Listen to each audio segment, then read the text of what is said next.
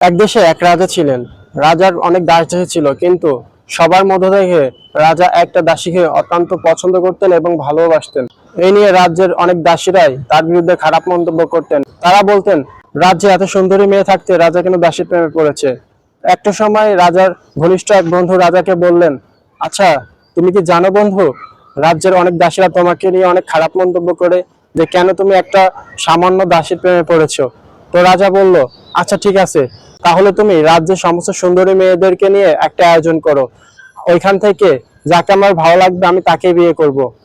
তো রাজার কথা অনুযায়ী একটা দিন তারিখ ঠিক করা হলো এবং নির্দিষ্ট একটা দিনে সমস্ত সুন্দরী মেয়েদেরকে হাজির করা হলো এবং একই সাথে সেই দাসীকেও বলা হলো ওইখানে আসার জন্য।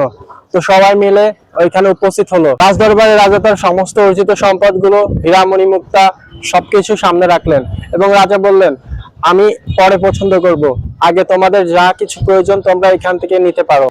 রাজ্যের সমস্ত সুন্দরী মেয়েরা তাদের প্রয়োজন মতো সমস্ত হীরামণি মুক্তা নিতে লাগলো, কিন্তু সেই দাসীটা রাজার পাঞ্জাবি ধরে বসে থাকলেন। যখন সবার প্রয়োজন মতো সব হীরামণি মুক্তা নেওয়া শেষ, দাসীকে প্রশ্ন করা হলো, তুমি তো গরিব, তোমার প্রয়োজনীয় অনেক কিছুই এখান থেকে নিতে পারতে, তাহলে ওইগুলো নেওনি কেন?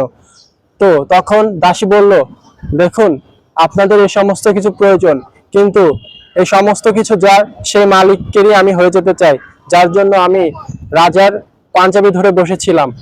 তো রাজা তখন বলল, আসলে এখন সবাই বুঝতে পেরেছো আমি কেন এত সুন্দরী মেয়ে থাকতে দাসীকে কেন ভালোবাসি। এটা থেকে আমরা এই শিক্ষা নিতে পারি যে আল্লাহ তাআলা সব সম্পদের মালিক, কিন্তু আমরা আল্লাহ তাআলাকে না খুঁজে আমরা সম্পদের খোঁজে রয়েছি। তো আমরা যদি আল্লাহকে খুঁজি, একটা সময় না একটা সময় আল্লাহ তাআলা ঠিকই আমাদের সম্পদের মালিক করে দিবেন। আশা করি সবাই বুঝতে পেরেছেন। যদি ভিডিওটি ভালো লেগে থাকে অবশ্যই আমার চ্যানেলটি সাবস্ক্রাইব করে রাখবেন। যদি পেজ থেকে দেখে থাকেন অবশ্যই পেজটি ফলো করে রাখবেন। দেখা হবে নতুন আরেকটি কোনো ভিডিওতে। সে পর্যন্ত ভালো থাকুন, সুস্থ থাকুন। আল্লাহ হাফেজ।